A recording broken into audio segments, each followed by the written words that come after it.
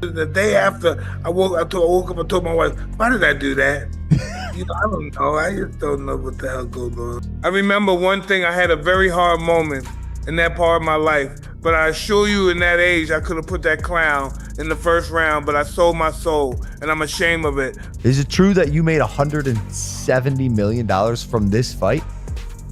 I made a lot of money, the most money I've made ever. 60 million households, Jake. 250 million people. Bro, that is so It's all downhill crazy. from here. No, for sure. I peaked. How do you think the Jake Paul Anthony Joshua fight plays out? I don't know. I want to make sure. I believe it once I see him in the ring. If Paul starts his boxing career earlier, could Jake Paul have been a champion? Is it possible? The ending was inevitable. Anthony Joshua didn't just knock out Jake Paul, he blew up an entire illusion. In doing so, he quietly forced Mike Tyson to confront the truth. He chose a script over blood. And now boxing looks fake in a way it can't undo. No, this doesn't feel real. So rewind with me, because to understand how we got here, you have to accept one thing: this was never a real fight. It was a slow-motion betrayal that finally snapped the moment a true heavyweight touched a celebrity and the universe corrected itself. I'm gonna tell y'all the truth. I told y'all, they made Mike Tyson retract his statement on Twitter. They made him rewrite a post on top of deleting a post. Yeah, I told you that fight between Mike Tyson and Jake Paul was rigged. I told you that. I don't care what Mike Tyson is saying now, he have to do that to secure his money. He's still an investment for future exhibitions. I can't get past the ringside image of Tyson watching Joshua dismantle Paul. That wasn't pride. It wasn't shock. It was recognition mixed with regret. The kind that crawls up your spine when you realize someone else just did the thing you were paid not to do. Every muscle memory in Tyson's body knew it. And if you think that didn't hit him like a truck, you're lying to yourself. Here's the uncomfortable truth nobody wants to face. Tyson could have ended Jake Paul whenever he wanted. Everyone in that building knew it, including Jake himself. That's why this Joshua knockout hits harder. It proves the ceiling was always fake, and the danger was always real. Once that truth leaks, you can't seal it back up, no matter how many statements get rewritten. When Joshua dropped Paul in round 5, the timeline fractured. Suddenly, every past fight came under harsher scrutiny. You could feel viewers mentally rewinding to the Tyson bout, asking the same forbidden questions. Why didn't he do this? Why didn't he pull the trigger? Why did this feel different? Once those questions start looping, they don't stop. Down on a podcast one time, and he talked about it. He said, I don't want to do an exhibition against Floyd Mayweather. Yeah. He said, I'm only doing real fights. Now, of course, I can't get up high in weight, but I'll fight him in a real fight at the weight that I'm at. But Jake Paul, I mean, as of right now, for what he's doing, it's good for what he's doing. But once he fights a real fighter, it's going to be bad. People keep calling this a mismatch, but that word is too clean. What this really was exposure. Gravity reasserting itself after years of suspension. Joshua didn't rush it, he hunted it. And that's what makes it terrifying. When a real fighter takes his time, it means he already knows the ending. Jake felt that knowledge pressing in on him, round after round. Then the 6th round landed like a verdict. Not just the punch, the meaning. That right hand didn't just break a jaw, it broke permission. Permission for this experiment to keep pretending it was boxing. Once titanium plates enter the conversation, the jokes stop. Anyone still laughing is either numb or lying. What really chills me is Eddie Hearn's line about giving Jake his debut and AJ giving him his last fight.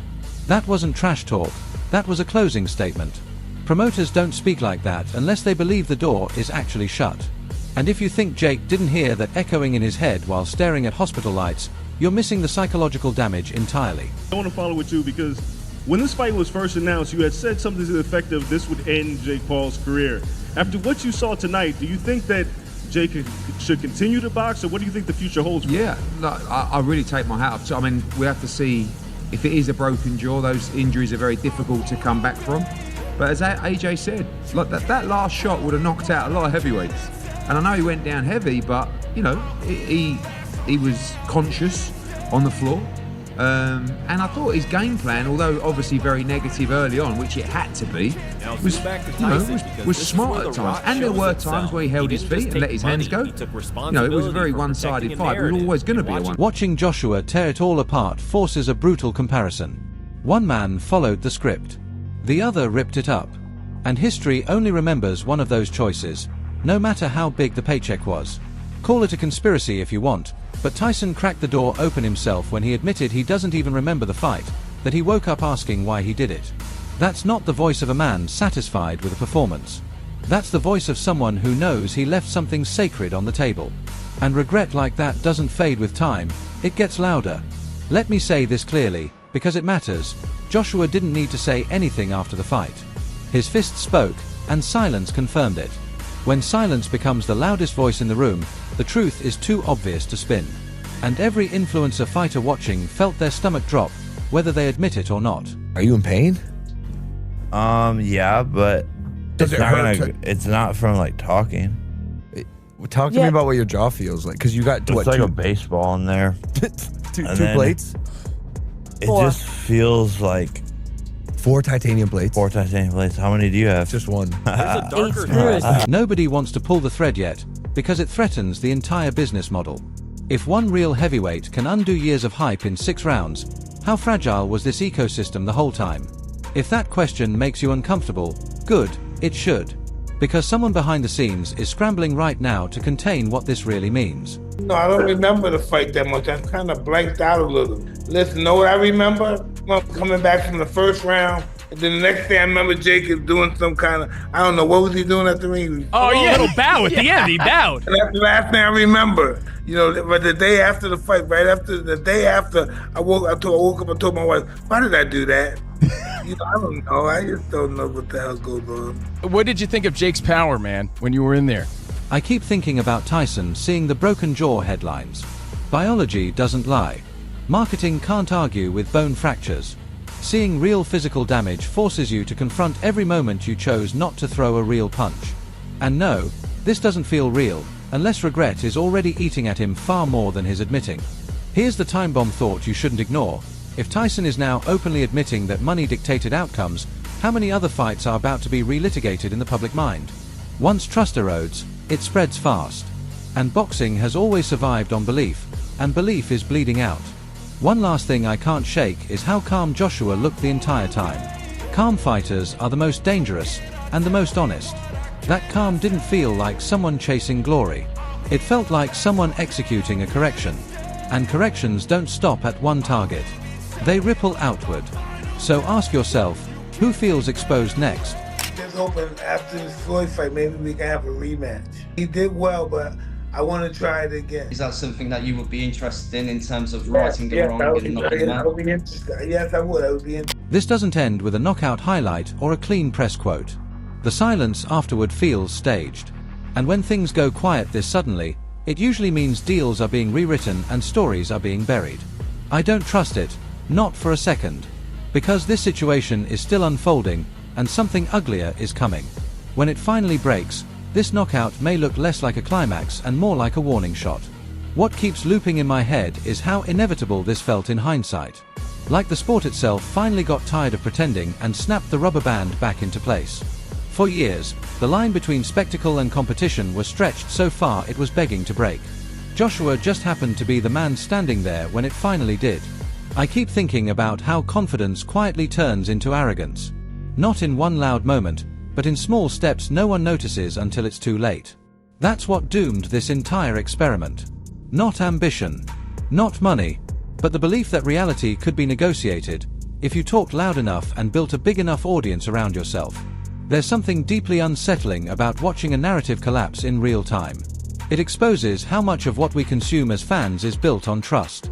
And once that trust cracks, everything gets questioned retroactively. How many moments did we cheer for that were real? And how many were carefully padded to protect an outcome? Joshua didn't just win a fight. He reintroduced consequences. And that's the part people haven't fully processed yet. Consequences don't trend well. They don't go viral. But they linger. They sit with fighters long after the cameras shut off and the tweets stop flying. I can't shake the contrast between preparation and promotion. One happens in silence. The other needs noise to survive. And when they finally collide, silence always wins. Not dramatically, not loudly, just decisively. Like gravity reminding you it was never impressed by hype. What really bothers me is how normalized it became to frame real fighters as obstacles in a storyline instead of human beings with decades of experience and damage baked into their instincts. Once you reduce them to plot devices, you forget they can end your night with one clean decision. There's also a quiet sadness in realizing that even legends aren't immune to the system. That even someone like Tyson can get pulled into the gravity of spectacle and money. It shows how powerful the machinery has become, and how hard it is to step outside it once you're inside.